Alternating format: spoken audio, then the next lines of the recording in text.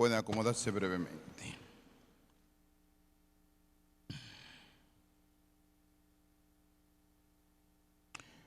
Queridos hermanos y hermanas en el Señor,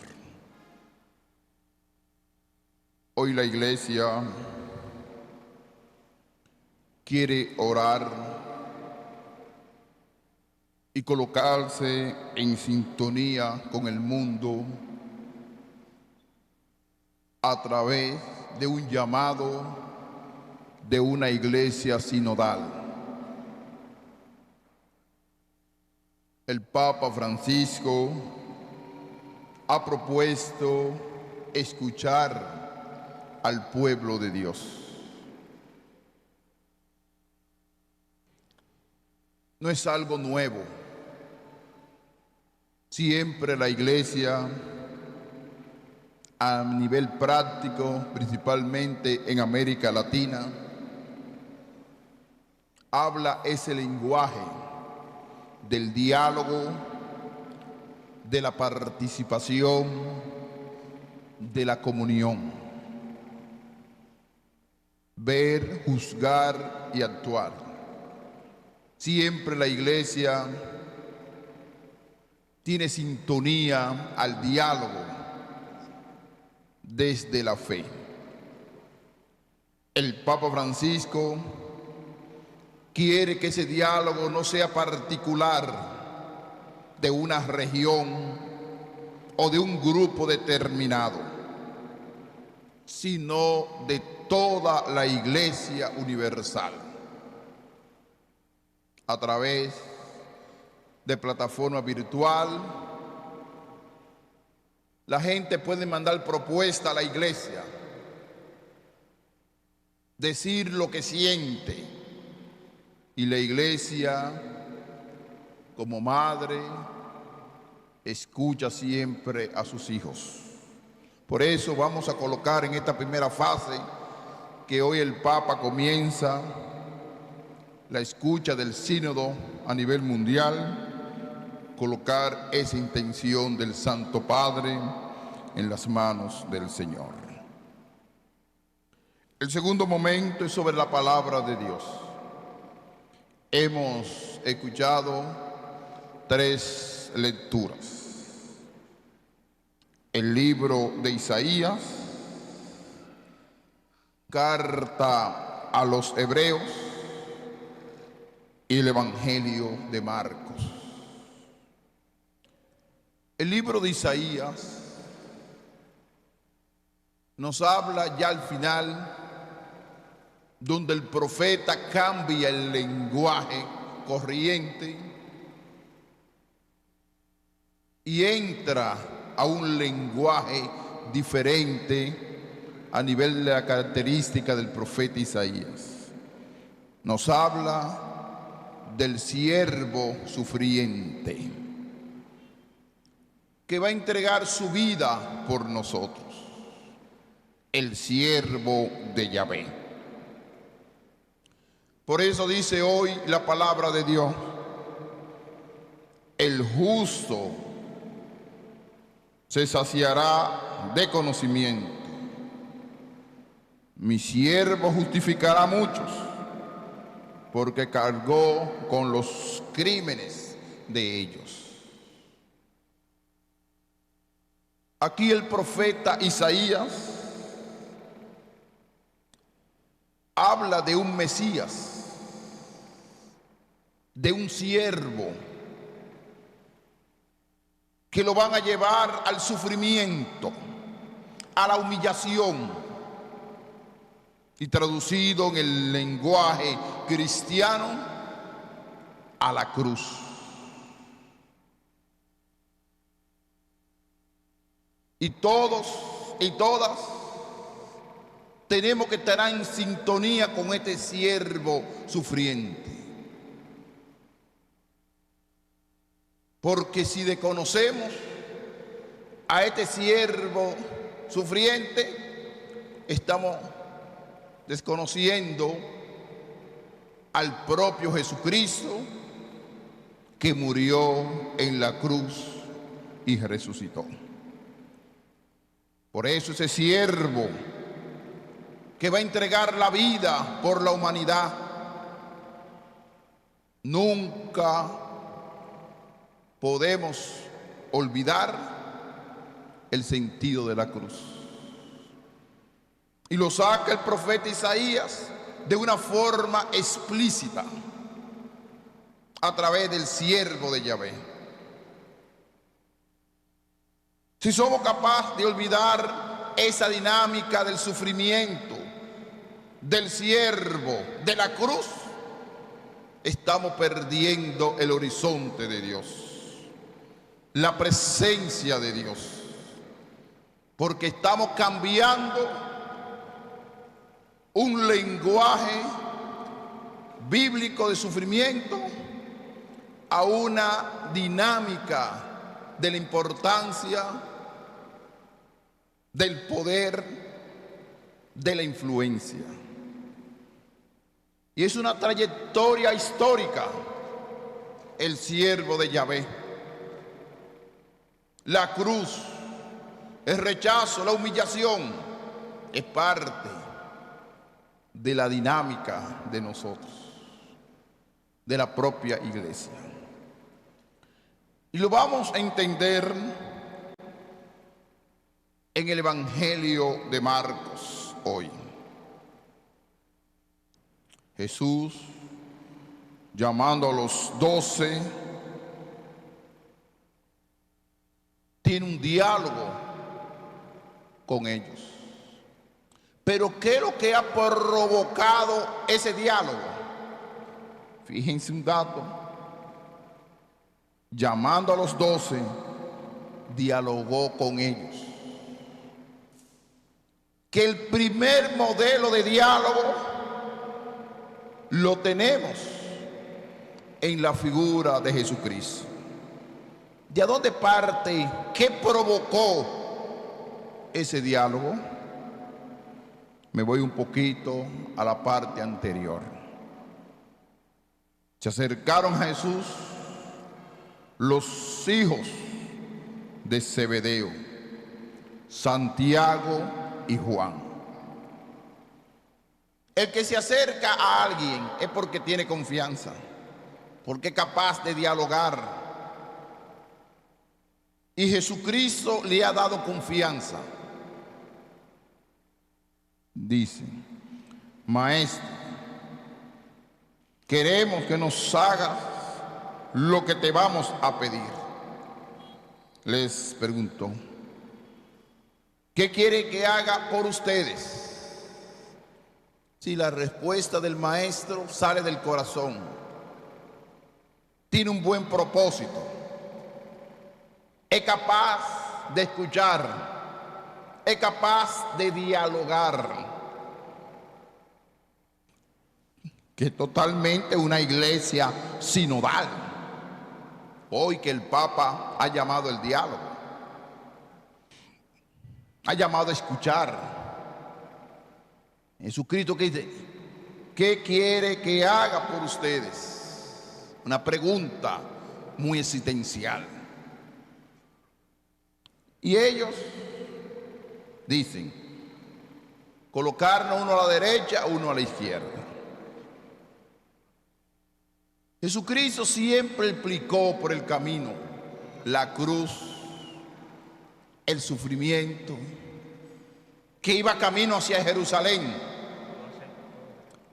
Pero lo que hay que descubrir, qué concepto ellos tenían del reino. Jesucristo constantemente le hablaba del reino de su Padre.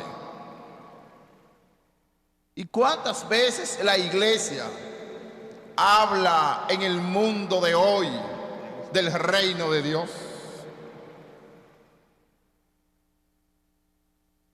Hemos cambiado el lenguaje de los hijos de Zebedeo, o hemos disfrazado ese lenguaje, porque ¿qué es lo que buscaban los hijos de Zebedeo?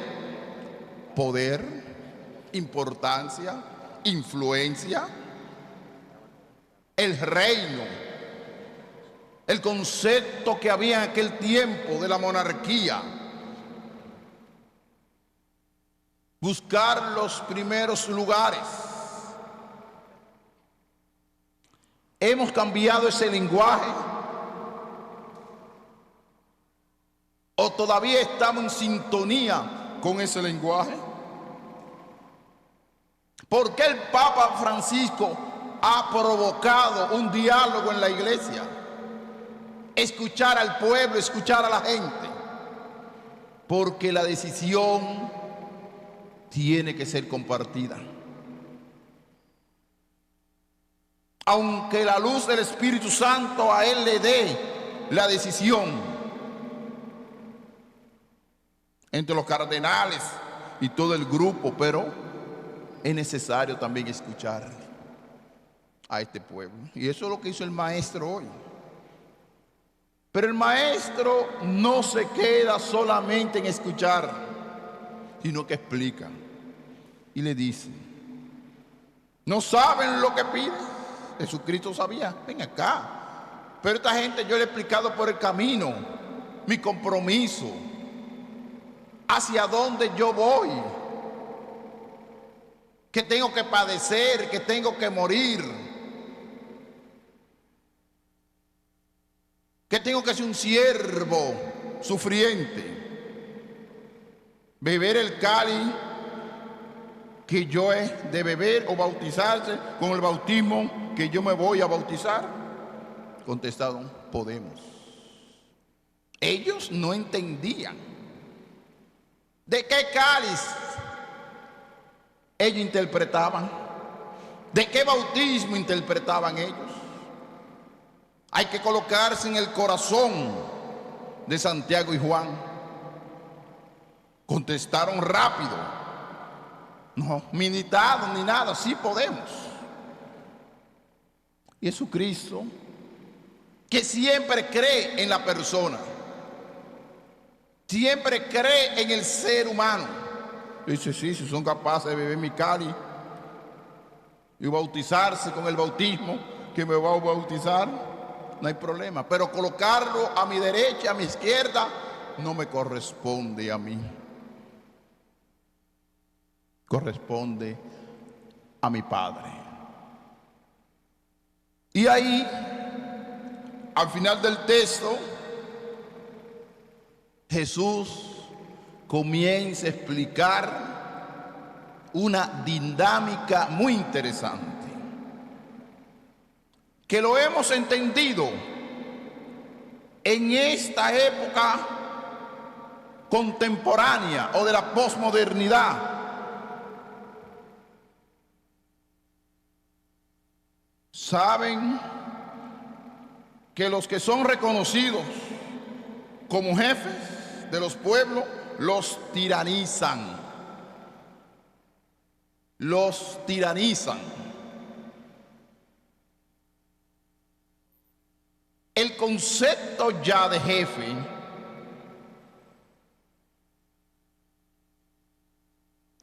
reconocido quizá por el pueblo. ¿Cuál es la historia que nosotros tenemos como republicanos en el lenguaje nuestro? Que hemos pasado mucho tiempo con tiranos, de Lili, Trujillo y otros disfrazados de demócratas, actúan con tiranía. ¿Y qué hacen los grandes? Los oprimen. ¿Y qué es lo que dice el maestro hoy? Que tenemos que tomar conciencia de esa realidad.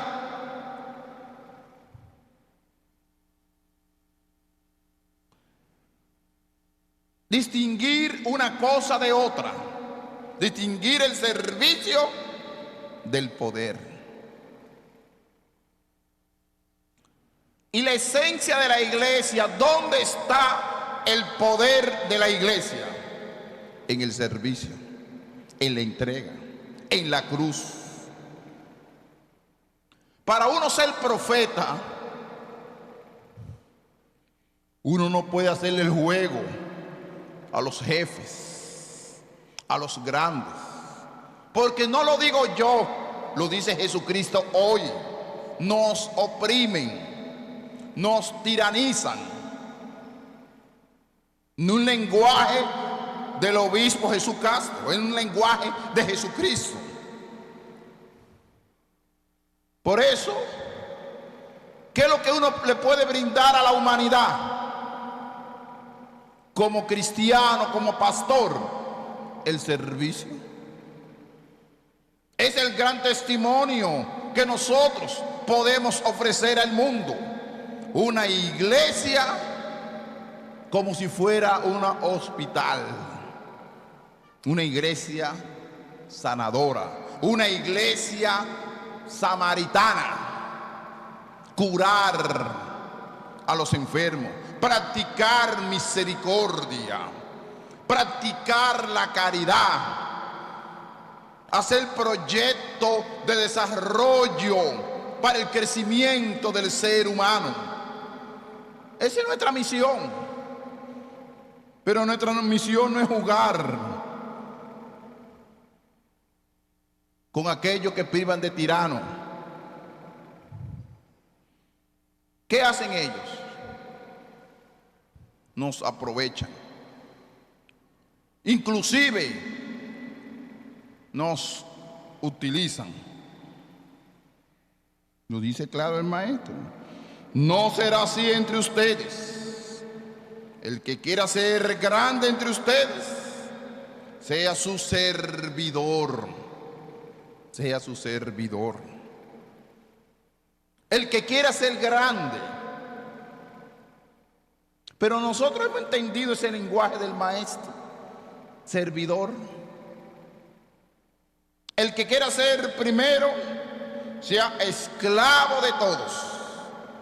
Así que Jesucristo está desmontando ese concepto de los hermanos Zebedeo, del reino temporal, del reino de la grandeza, a un reino del servicio,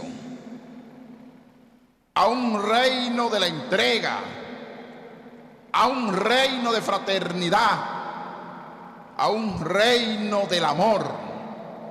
Pero ese amor y esa fraternidad acompañado con el sufrimiento, con el compromiso, con la entrega a los demás. Ese es el servicio.